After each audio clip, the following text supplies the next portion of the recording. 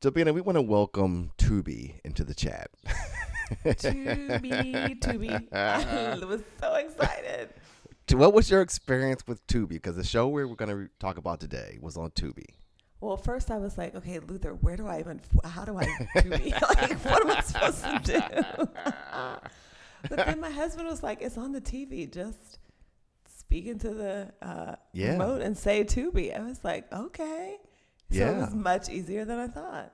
Yeah, Tubi is... It's a thing. It's a thing. Tubi gets ridiculed for having like low quality movies, right? Like, right. It's a Tubi movie. Like, right. You shot it with your phone. Right. But, I mean, this was a quality, like the production of this show was good. It was great. Yeah. Right, I have nothing bad to say about it. All right, let's get into it. Let's start the show.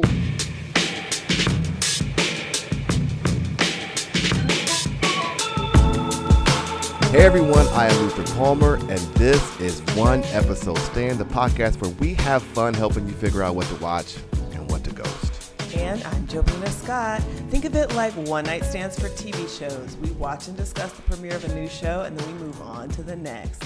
No strings, no commitment. No commitment. That is... None. Remember we used to have phone plans with no commitment?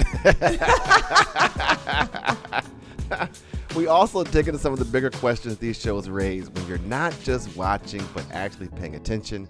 Jobina, we're going to get into Demascas. Demascas with an E. I think the city of Demascus has A. It's D-A-M-A. Yes. And this is D-E. D-E. Uh-huh. Why do we do this, Jobina? Why? We love to be unique. We love it. What's the rapper's name who has I'll remember it during the show. But Fabolous. Fabolous spells his name differently than Fabulous, of course. All right, so tell people what else you're watching.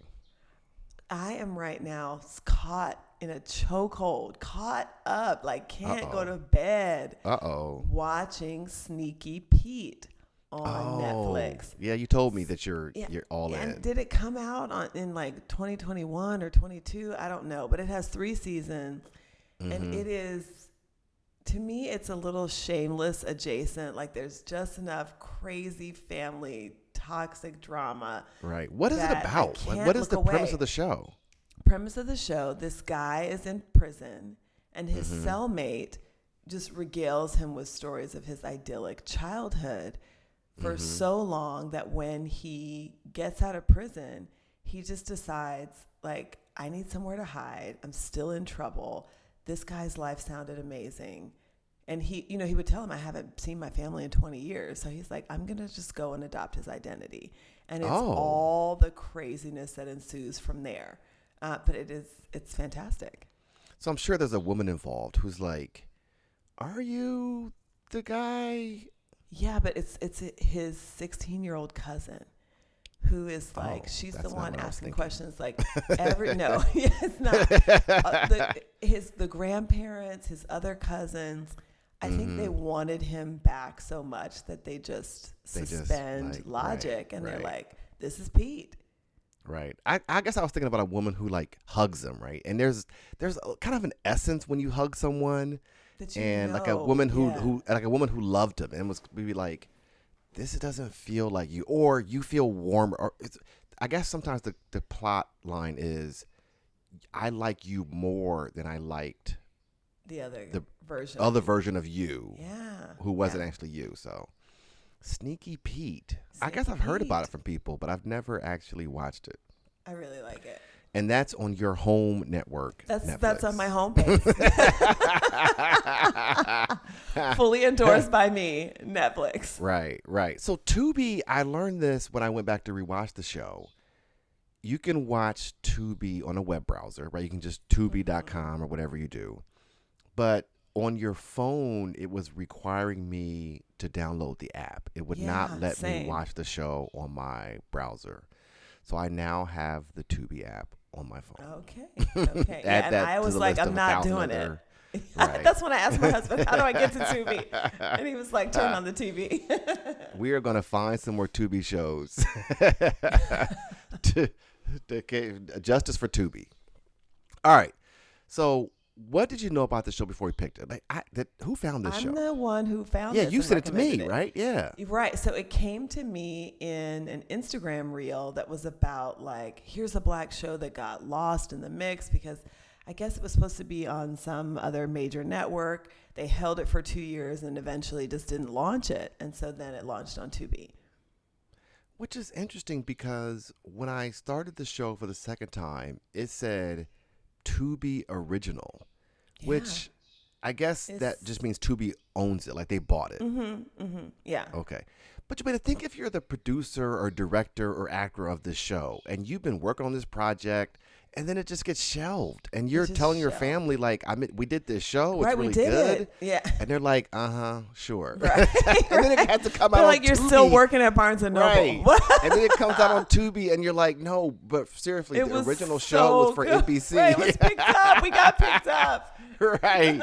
And they're like, Tubi. But to this show's credit, like it is well produced. Like, it's whatever you want to say about the plot premise, like the audio sounds good, the photography sounds good. Yes. Right. It's actually well a shot, good show. all of that. Yes. Right. So give us the facts about Demascas. Demascas is 33 and he is a young man who's, I think, really trying to find the essence of himself. Who am I? So the opening scene, he is in therapy and he's in a very unique form of therapy. It's some sort of immersive AI situational therapy where he's saying, like, I'm a 33-year-old Black man, like, trying to make it in this world. And essentially he is saying, I've given myself over to martyrdom. So he's really maybe a little bit dramatic, but he is trying to find himself. But he does mention, like, I'm 33, this is my Jesus year. Did you have, when you were 33, did you ever correlate that to the year that Jesus died? No, not at all. I was like, I missed an opportunity. I was like, I was supposed to be doing some big things at 33. Right. I don't know what I was doing. Right. Was this a thing that I missed in Christianity? But I guess you didn't catch it either. Like, no, I didn't get it. Year. Yeah. No. When I was 39, though, I did have, because 39 was, I think Malcolm X died at 39. And you had that association. What, did MLK die at 39 too? I think they both died at 39. So I think I had that moment where I was like, they did all that before 39. And I was looking at my life like, coming up a little short. What do I have to show from my 39 years? When I was 39, I was pregnant. So I was like, I can't focus on this pivotal transition. Right. I gotta have a baby. Right. Okay, so how does the show look on the field? And I'll start. It's, one thing I learned when I watched this show, Project Greenlight. Have you ever heard of that show? Yes, but I never watched it. So they give new and upcoming directors the opportunity to direct a feature-length film. And one of the things they talk about is, because a lot of these directors have directed like shorts and other little small projects. And one of the things they talk about is this thing called world building, where in a short, the short can be in the house with just two people. And you don't really have to set the stage of them in a larger world. So a lot of times movies will do world building by putting them outside in a city where there's people walking by, and but those are very expensive shoots to do, because you have all these, standby actors or whatever they're called, bystanders, extras, yeah. So I noticed in this show there's not much world building. All of the scenes are of 4 people, 2 people. They're never like, even when they're supposed to be out and about in the city, they're never showing like you don't get this people essence and cars, of, like, right. where they so are. it still feels very narrowly shot as like a low budget show, but yet it is quality. I'll say that. Like, that's right. The acting is good, the writing is good. Like I said, the editing is good. There's no like weird Tyler Perry edits where you're like, what was that scene about? And I can accept the sort of narrow worldview as purposeful, because we're supposed to center on this character, and right. like the narrowness of his own world, his apartment, his office, he's there in therapy. Right. Okay, so what was the show really about, Jobina? Yeah, for me, this was about life choices and how they could materialize in a wholly other version of yourself. Like, it got me thinking about what are the versions of me that, like, one choice could have set me on a different path, and how much of who I am right now would still be present. Okay, well, let's take a step back, because the premise is he goes to a therapist, and the therapist puts him in this headgear that puts him in alternate life scenarios to see how he would respond. And he's on this kind of journey to know himself, right? So getting back to what you were talking about, like he's on a journey to get him to know himself. Yeah, it's versions of yourself. What different life decisions would have set you on a wholly different path, and then how much of who I believe myself to be right now would still be there. Right. So I had some of this came up for me when I walked away from religion, because we're taught that I don't worry, right? I'm not a worrier. And I always attributed that to my faith in God and my belief, and God's going to take care of me. And when I walked away from, Christianity, I still don't worry. Still right? Don't worry. So that it's was not a you thing. Yeah, that was a me thing, right? And to your point, like, even if I had taken different walks in life, if I had dated the one girl in college and married her and had kids with her instead of my current wife, there's still some core essence to me of who I am. Yeah. And I'm wondering, do you know what that essence is?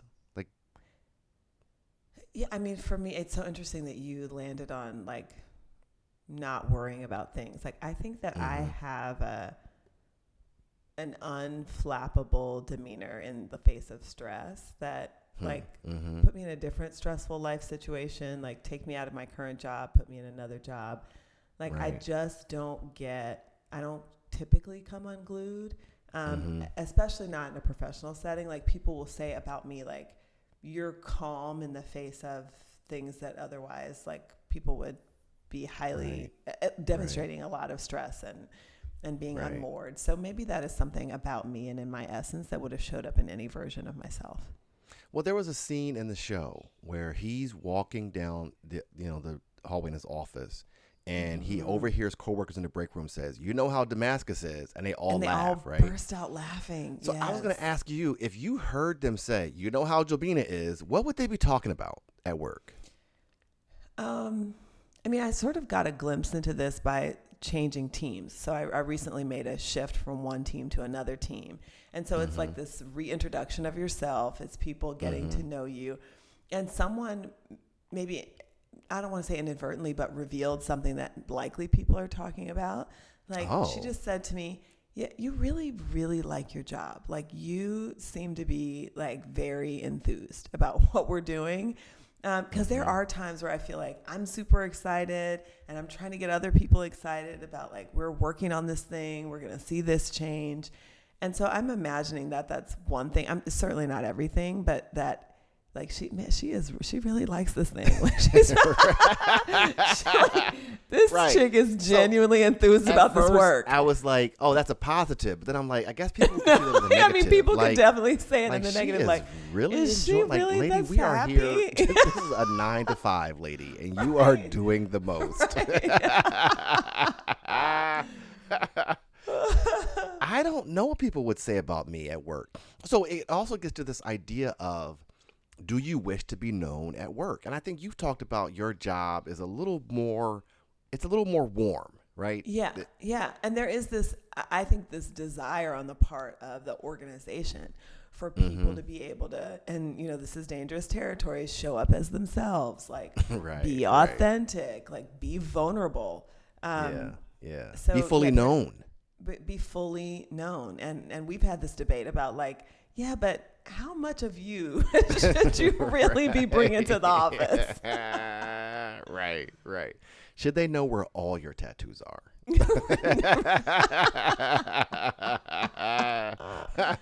I don't think I strive to be fully known at work. I just don't think. I mean, I'm an engineer, so engineers are not as cold as people think we are, but we're still colder than I think most office places, right? Like, there's a certain get the work done. You know, we work with numbers, so there's a certain logical notion to it. So I've worked with people who are purposeful about, like, I don't need to be fully known at work. Like, they don't decorate their offices. There are no pictures of their family. They don't talk about that. And, like, I feel like I've had some successful working relationships with people who don't open up in that way. So I don't know that it's a prerequisite. It certainly, I think it lends to some things in the workplace, but maybe it's just not necessary. Like, I cannot recall a time to you where I laughed fully at work, like with coworkers. Oh, really? No. Yeah, this is not. Oh, I can't even count the number of times that I have I'll chuckle, literally laughed fully. Yeah. Like, I'll laugh. So, you know, as a teacher, I crack a lot of corny jokes for myself, and I'll laugh at my own like jokes. But it won't be like a belly laugh. Like, I will not be belly laughing at work, and that's something that if people know me, like, I'm going to laugh. You are and a laugher, have fun yes, and joke. I'm not that guy at work. Don't do that. Okay, I have worked with teams where we have like a series of inside jokes that we make to this day with each other. That like, if one of us says the thing, we're all still laughing. Wow. You're missing out. Do you think you know yourself, Jobina? I think I am knowing myself. You just quit. You were like, no, no, absolutely not. Not fully. I am trying to know myself more, and get to the, like, what is the essence of Jobina? But I'm still learning myself. So that's something I talked to my 22-year-old daughter about. About, you know, college is about it's getting to know yourself, and I tell her, getting to know yourself is the journey of a lifetime, right? It's not it really is. To me, it's not about necessarily getting A's and B's. It's about learning who I am, learning how I cope with challenges, learning how I overcome deadlines, right? Like, that's a part of like what environments do I work well together? In what environments do I not work well? Do I not work well? Like, that's the journey of college and life. Like, it's the journey of a lifetime. I read this line in this book, but I'm going to read it here, where this guy says, I'm still learning about myself and still changing, but I've settled on a view of myself that feels like a healthy mix of the person who others see me to be, the person who my emotions and actions suggest I am, and the person I am internally working to become. And I think that's well written. That. Yeah. Because I wrote it in my book. Oh my God. I cannot stand you. Amazon.com. It's time to question. Shameless plug. Here it comes. Oh God. I was really into that quote. Right. But I wrote that quote because it was the beginning of the book is about my journey away from Christianity. And again, this notion of, does Christianity work for me? Right? I come from a long line of Christians. Yes. All my family is fully Stalwarts, Christian. Yes. And I had to reconcile the fact that Christianity works for my parents. Yes. Right? But does it work for me? And a part of understanding what works for me, whether it's a job that you're into, a relationship you're in, a religious belief, you kind of have to know enough about yourself before you can know what works for you and doesn't work for you. Well, but I will say, though, that like that is huge because, one, so many people don't ask themselves that question. And two, in the wake of a question that big, I'm part of a very Christian family. And I am going to acknowledge, to your point, that it didn't work for you. So many people can't make a life or feel like they can't make a life change, even in the realization that something huge that's a part of the fabric of my family or has been for a long time just isn't me. And there's so many people, I believe, stuck in, what am I going to do about that? I can't. Yeah, because I think people say who I am is this thing, the wife to this person, right? Like, this is who I am. I am a member of this Christian family. So I can't change that because that's who I am. But like, even if I'm not, so in the example that you just gave, someone who's saying like, well, I am the husband to this woman and the father of these children. Right. Even if that person arrives at the fact that like, this is not who I wanted to be, like, there's not a lot of people. I mean, maybe there are, but there are some people who are going to say, but oh well, like here I am in this paradigm, and I got to stay in it because there's too much at stake. Yeah, we're going to some dark places here. Damascus. Damascus is taking us to if you're questioning your whole life at this point. Right. So here's another dark place that this show brought out. Jobina, I have never understood this notion of sharing cigarettes and sharing weed. When I see that, like, I would say that is 9/10 of the reason I did not smoke weed in college. You're like, I'm not putting my mouth on that. There'd be 4 guys passing around. I don't get it. And it happened a couple times in this show. It happened noticeably in the show that I had the same thought. Like, I didn't ever smoke weed, but I was like, is that a prerequisite? Like, could not everybody bring their own? I don't understand why this is necessary. It's so gross. And you see it happen anytime there's weed in a show. Like, this is what people are doing. I'm taking some, then I'm passing it to you, and you're putting your mouth on it. And it's just gross. I don't get it. Yeah. I do not understand why that has become acceptable in that realm. Because I would guarantee you, they would never eat off someone else's fork. Like, oh, let me get that fork so I can get some of your spaghetti. Like, no, like, what? If that same person passed you their drink with their straw, would you be like, I'm going in? No. The other question I have for you, Jobina, is, do you know any goons? Because that came up, right? There's a situation that causes him to I need. He had to try to gather some goons who can lay down the law or the anti-law, so to speak. Mm-hmm. Do you have anyone you can call of a goonish nature? My crew would be as motley as his. I would just be like, okay, who can I? You're tall, so you can come. You have cornrows, a lot of smack. So you can come. So you can come, even though you're a teddy bear. But you have cornrows. Right. People think you look tough. He's a doctor, but okay, come on. I don't have any goons in my life, or at least maybe not anybody that I realize is a goon.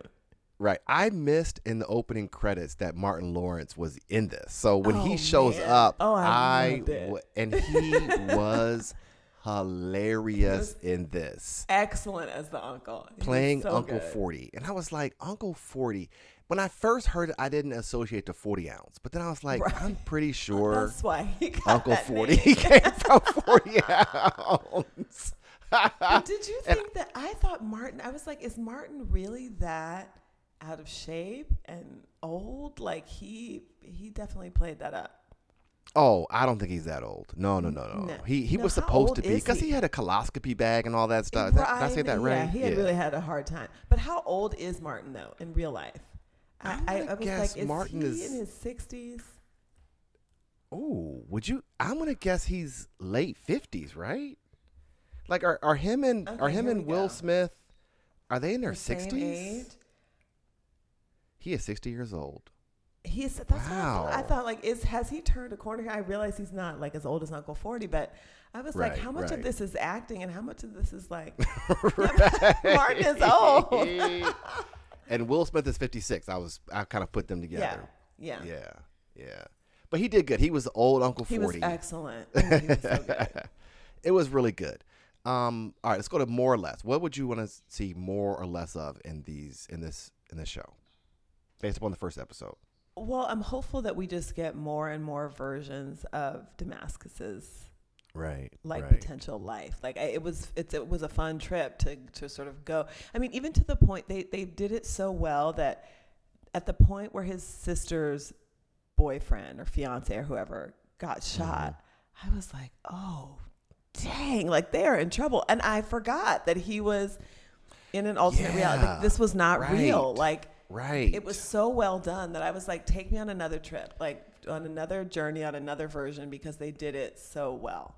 Yeah. So when I watched it back the second time, I realized how they did this trick. So he goes into therapy, he puts on this mask, and then the next scene, he actually says to his sister he just got back from therapy. Right. To make you think that the therapy session is over. Yes. But he's actually still in the scene created by this device. So that was the trick they played. But you're right. You forget that this is a manufactured scene to see.